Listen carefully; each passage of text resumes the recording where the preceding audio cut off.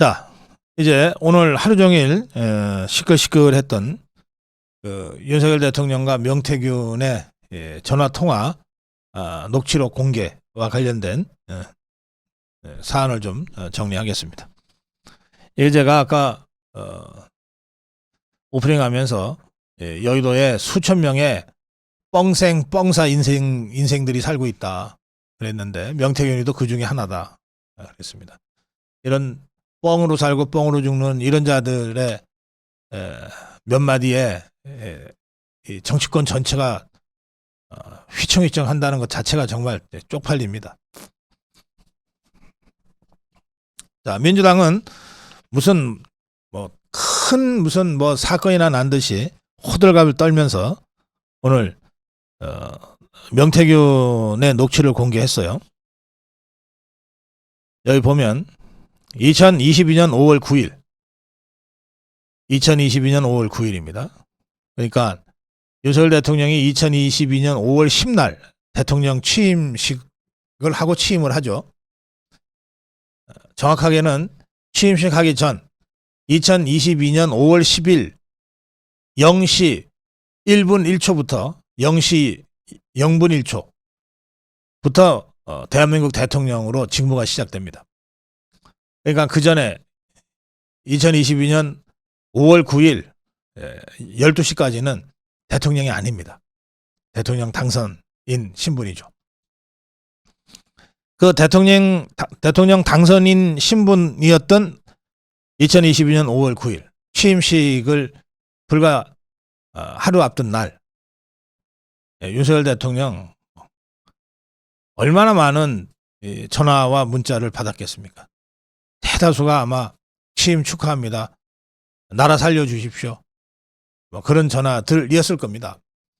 그 수많은 전화 중에 명태균이도 끼어서 전화를 했고 취임식을 앞둔 윤석열 대통령 명태균이 좀 위험한 인물이라고 생각해서 대선 캠프 때 한 두어 번 만난 이후에 일체 연락을 하지 않고 있었지만 취임식 직전에 걸려온 수많은 축하 전화 중에 하나라고 생각을 해서 전화를 받고 짧게 통화했던 것 같습니다.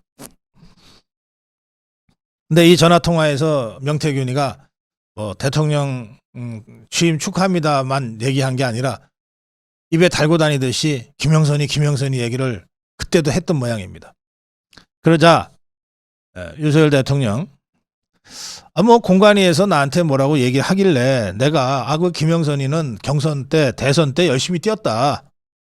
그거 좀 해줘라 라고 했다. 명태균이한테 얘기하기를. 그런데 내가 그렇게 얘기했는데 근데 당에서 말이 참 많네. 그게 답니다. 이걸 가지고 종북주사파들이 더불어민주당이 윤석열 대통령 부부가 공천에 개입한 명확한 증거다. 이러고 치고 나왔어요. 다시 한번 말씀드립니다. 백보 천보 양보해서 이게 윤석열 대통령 부부의 공천 개입의 증거라 하더라도 그건 대통령 부부의 공천 개입이 아닙니다. 언론은 지금 종북주사파들이 떠드는 대로 그냥 쓰고 있는데 대통령 되기 전의 일입니다. 똑같은 행위도 대통령이 되면은 문제가 되지만 대통령이 되기 전에 하는 일은 아무 문제가 안 되는 겁니다. 특히 국민의힘의 당원 당규 저쪽도 마찬가지인데요. 대통령 후보가 되면 당의 당대표도 아니고 최고위원도 아니지만 대통령 후보가 되는 순간 당대표가 갖고 있는 당권의 우선에서 대통령 후보가 당의 당무 전반을 총괄할 수 있게 해줍니다. 왜? 그래야 선거 때 후보가 당을 움직여서 선거를 제대로 할 수 있을 거니까. 대통령 후보는 당무 전반을 당대표보다 우선해서 총괄할 수 있게 해줍니다.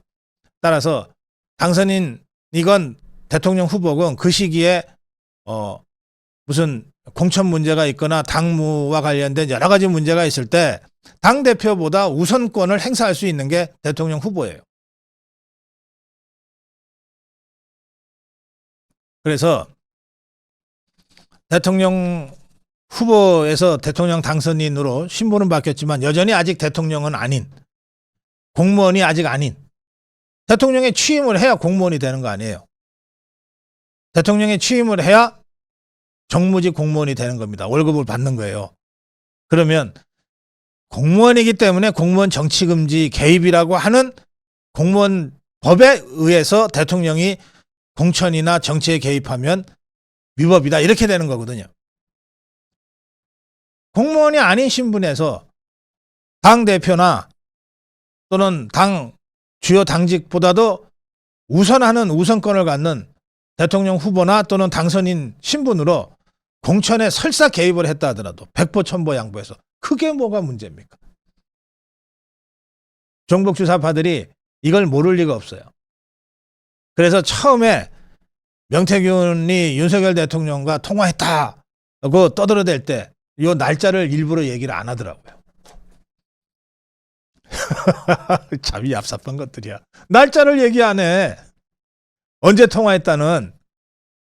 그러니까 처음에 언론 보도로만 보면 마치 윤석열 대통령이 대통령으로 있으면서 명태균이하고 공천 얘기를 한 것처럼 착각하게 만들었어요. 그런데 이거 오래 속일 수 없잖아요. 그래서 도대체 언제 통화한 거냐 하니까 대통령 취임하기 그 전날이에요. 그냥 민간인 신분이었을 때. 그러니까 기자들이 뭐 대단한 무슨 사건이 터진 것 같이 막 호들갑을 떨어서 다들 취재를 했는데 기자들이 물어봤죠. 그럼 이걸로 탄핵할 거냐? 더불어민주당 어느 누구도 이걸로 탄핵할 수 있다고 어느 누구도 얘기를 못했어요. 고작 국민의 판단에 맡기겠다 이랬어요. 이것들이 말이죠. 대통령으로 있으면서 뭔가 불법을 저질렀다 그러면 이거 가만히 있을 자들이에요. 이 자들이. 지금 안 그래도 연일 탄핵하고 있는 판에 이렇게 호들갑 떨면서 뭔가 대단한 사건이 있는 듯이 터뜨렸는데 그럼 그걸로 탄핵할 거냐고 물으니까 그건 국민의 몫이래.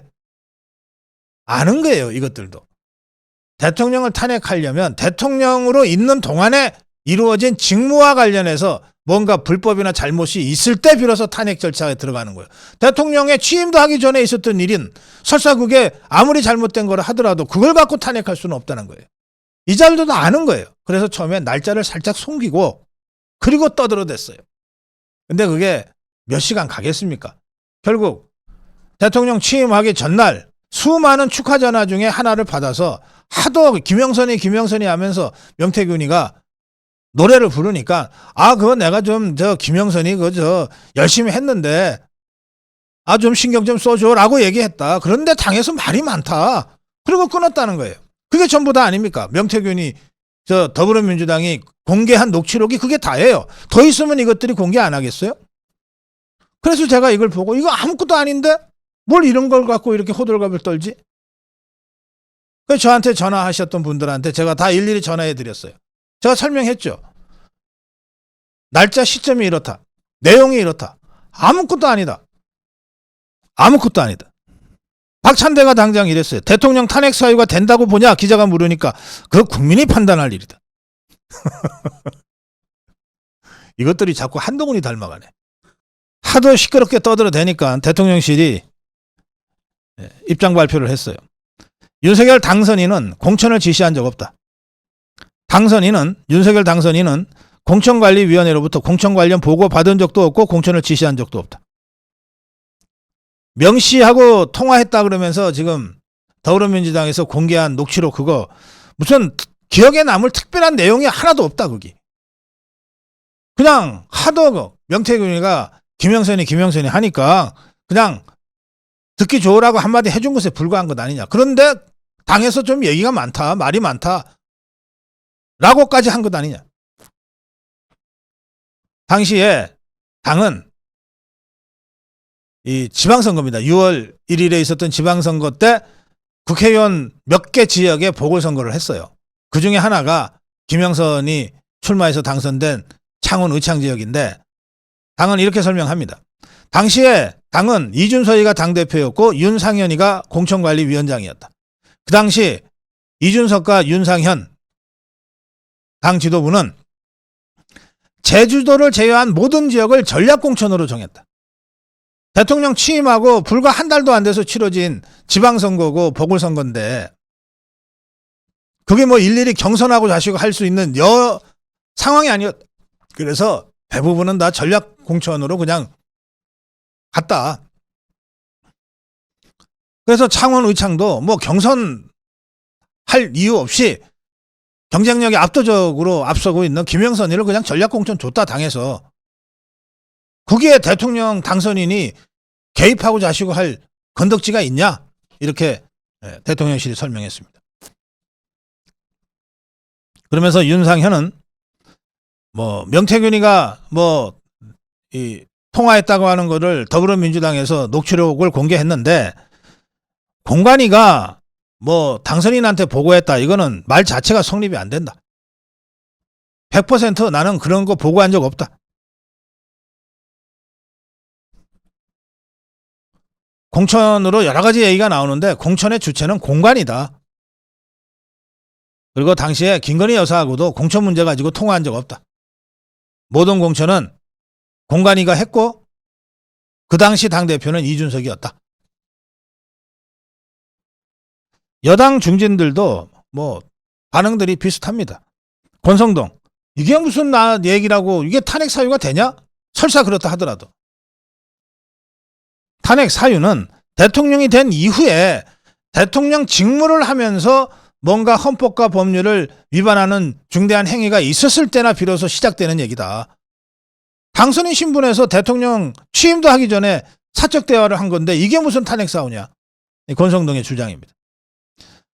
아니 명태균이가 하도 요청을 하니까 그냥 덕담 한마디 해준 건데 실제적으로 당시 당선인이 당으로부터 무슨 공천 관련해 보고받은 바도 없고 거기에 의견을 표명한 사실도 없다.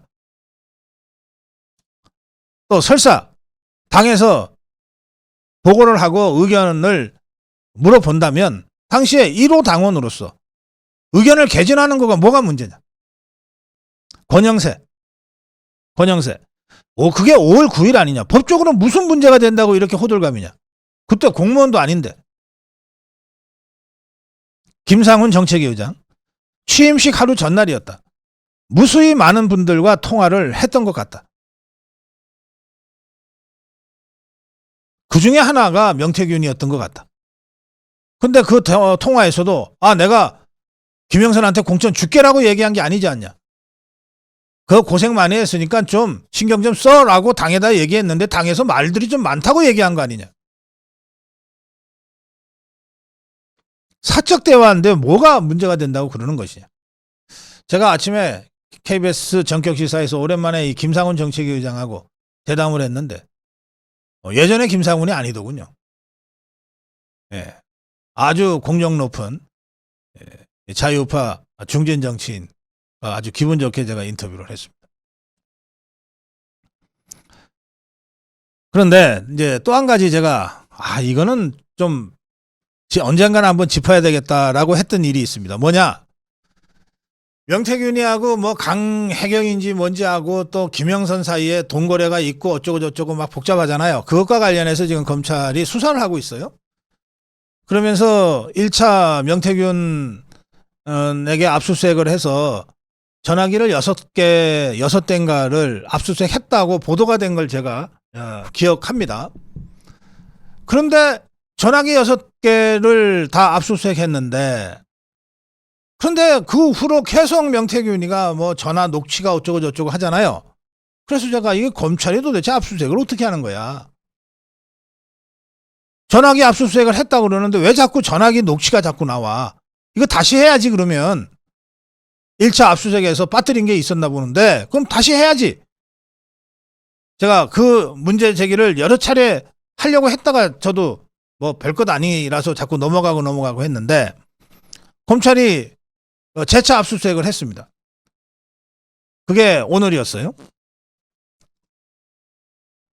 명태균의 집에 검사와 수사관을 보내서 4시간여 동안 압수수색을 벌였습니다. 그러자 또 이 종북 주사파들이 봐라 명태균이하고 윤석열 대통령 통화 기록이 나오자마자 검찰이 압수수색하지 않냐 이러는데 그 참 아이고 압수수색 그 영장 없이 합니까? 법원에 영장을 발부받아야 하는 거 아니에요. 그러면 검사가 가서 판사 앞에 영장 주세요 하고 서서 기다렸다가 받아옵니까? 30날 어제 오후 4시 이 명태균이하고 대통령 통화는 오늘 아침에 공개가 된 거고 어제 오후 4시에 검찰이 법원에 명태균 집 압수수색 영장을 청구했어요. 그래서 법원이 오늘 오전 10시에 영장을 발부했어요. 하룻밤 재워서 발부했어요. 그걸 받고 가서 압수수색한 거예요. 뭐 검사가 무슨 뭐 신내림이라도 받습니까? 아, 내일 대통령과 명태균 통화 녹취록이 공개될 것 같으니까 지금이라도 압수수색 영장을 청구해 갖고서 내일 받아 갖고서 압수수색 해야 되겠다. 신내림 검사가 있어요? 그냥 정상적인 절차. 제가 보기에는 이미 늦었어요. 휴대전화 압수수색 했는데도 자꾸 휴대전화 무슨 녹취가 나온 것은 압수수색을 제대로 못했거나 했는데도 감춰뒀다는 얘기 아니에요. 그럼 다시 압수수색 해야지 바로. 명태균이가 그런데 이 전화기를 어디다 숨겼나 봤더니 지가 아버지 산소에 숨겼던 모양이에요. 명태균이가 뭐 이런 입장을 밝혔다고 합니다.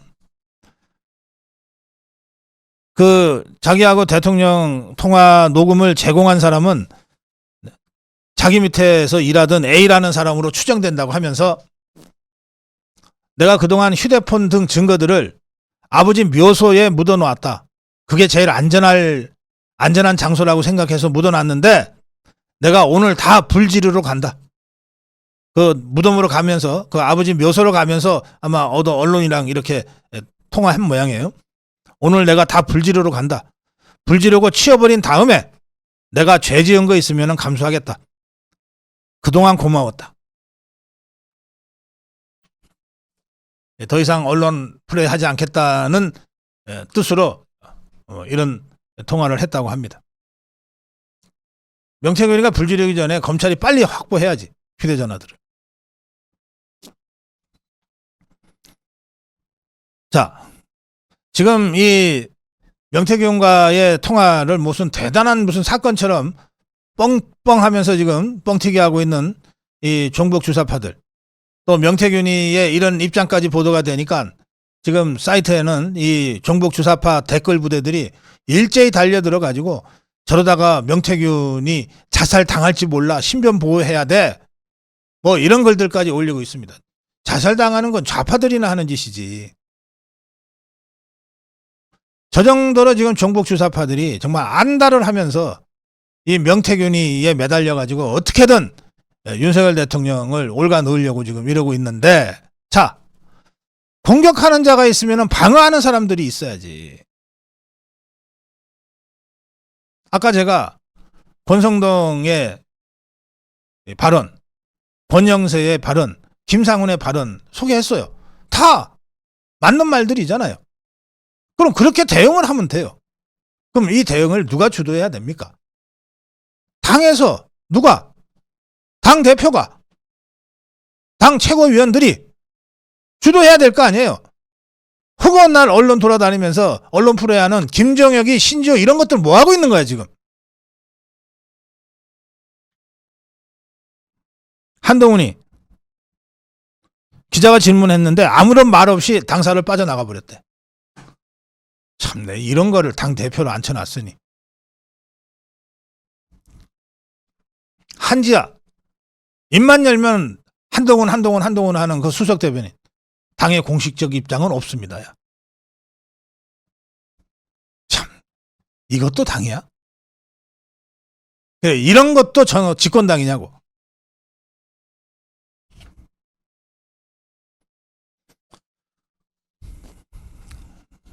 홍준표가 지금의 이 국민의힘 한동훈 일당들에 대해서 이렇게 얘기했어요. 꼭 탄핵 전야 대자비를 보는 것 같다. 구속되기 싫어서 제멋대로 짓거리는 선거 브로커 하나가 나라를 휘젓고 있는데, 그리고 저 종북주사파 야당은 이에 맞춰 대통령 공격에 집착하고 있는데 왜 여당이 안 보이냐? 왜 여당이 안 보이냐?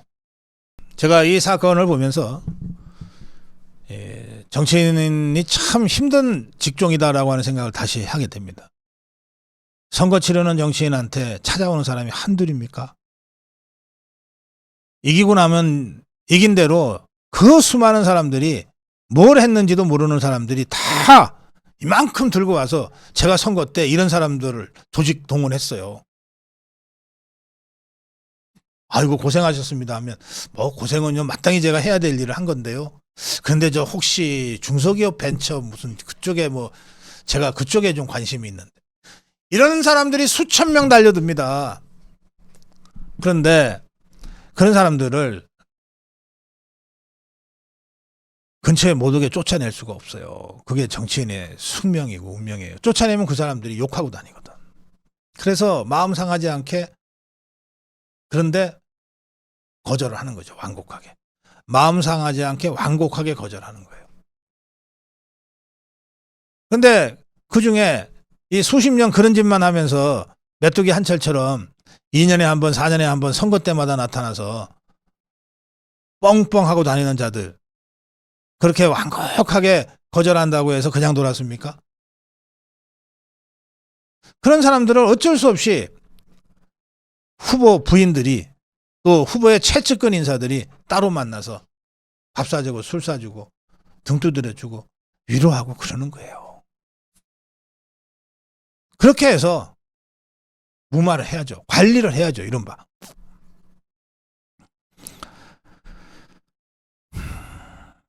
그런데 이 김영선의 경우는 대통령 그 명태균 통화에도 나왔듯이 대선 때 무지무지 열심히 뛰어다닌 건 사실이에요. 그건 제가 알아요.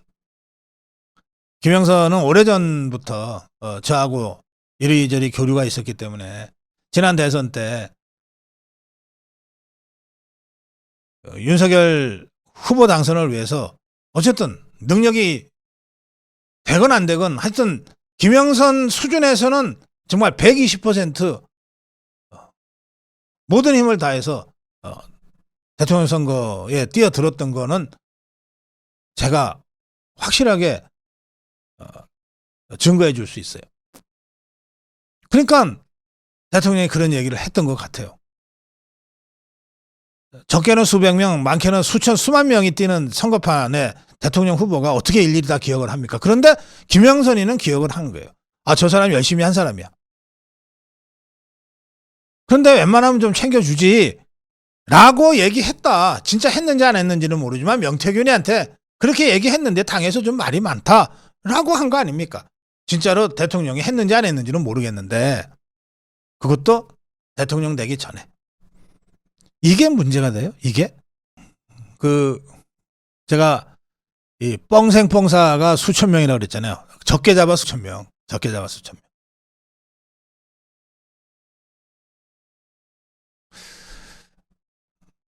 누가 이런 이게 이제 지게들끼리 모여 있으면서 짐짓 누가 이런 소리 합니다. 나 참 시간 없어 죽겠는데 말이야. 자꾸 용산에서 좀 와달라 그러네. 뜬금없이 그래요. 그 옆에 있는 사람들이 귀를 쫑긋 세우고 그래? 대통령이 보재? 아니. 그래? 그럼 수석 누구? 아니. 그 누구? 그 용산에 있잖아. 그 이태원 가는 길에 그 용산 부동산이라고. 그 오래된 내 친구인데 자꾸 오라 그러네, 그놈이. 이렇게 뻥치면서 사는 이 브로커들이 여의도에 수천 명이에요. 그 중에 하나. 근데 그런 것들이 브로커인 줄 알면서도 후보 입장에서는 모질게 내치지 못해요. 저것들이 표는 아니지만, 표는 못 가져오지만 욕은 하고 다닐 줄 아니까. 표는 안 되지만은 표 떨어뜨리는 일은 할 줄 아니까. 그래서 관리하는 거예요. 근데 윤석열 대통령은 정치가 처음이라서 그런 식의 관리도 잘 안 했던 것 같아요. 아니다 싶으면은 그냥 아이 더 이상 연락하지 마. 명태균도 그래서 처음에 이준석이가 데리고 오고 뭐 김종인이 있대 뭐 박한수가 데리고 오고 김종인이가 뭐 그럴 때 한 몇 번 보고서 이 사람 아닌 것 같다라고 윤석열 당시 후보가 생각했던 것 같아요. 그래서 그동안 그 후에는 통 연락이 없었던 겁니다. 더구나 이 명태균이가 입만 열면 이준석이 하고 다니고 김종인이 하고 다녔는데 그 이준석이 김종인이 대선 치르는 과정에서 김종인이 결국은 정리해버렸잖아요. 대통령 후보가. 이준석이는 당대표라서 어쩔 수 없이 갔지만 대통령 선거 끝난 다음에 결국은 정리해버렸잖아요. 그러니 입만 열면 이준석이 얘기하고 김종인이 얘기하고 다니던 명태균이를 대통령 후보가 가까이 했을 리가 없죠. 그런데 그럴 경우에 표는 안 돼도 표를 떨어뜨리는 일은 할 수도 있는 그런 브로커 중에 하나 아닙니까? 그러니 그걸 누가 관리합니까? 결국 그런 마지막 굳은 일, 그 관리를 김건희 여사가 맡았던 것 같습니다. 명태균이뿐만 아니라 더 많은 명태균이보다 더 못한 사람들까지 포함해서 김건희 여사가 그걸 다 뒤짝거리를 하고 관리를 했던 것 같아요. 그래서 이 정치판을 조금만 이해를 하시면 이 일 자체는 정말 아무것도 아니다. 이게 뭐라고? 더불어민주당 저것들조차 이게 뭐 탄핵은 뭐 좀 할 정도의 일이다 이거. 너무나 명백하지 않냐. 대통령 되기 전의 일인데 이게 무슨 탄핵거리냐. 여러분들 오늘 종편에서 막 떠들어대고 막 더불어민주당 종북주사파들이 막 긴급 기자회견을 하고 막 그래서 놀라셨을 수 있는데 이제 안심하세요. 별것 아닙니다. 아무것도 아닙니다. 뻥뻥하는 뻥쟁이들이 또 한판 쇼를 벌인 것에 불과하다. 그렇게 정리해서 말씀드립니다.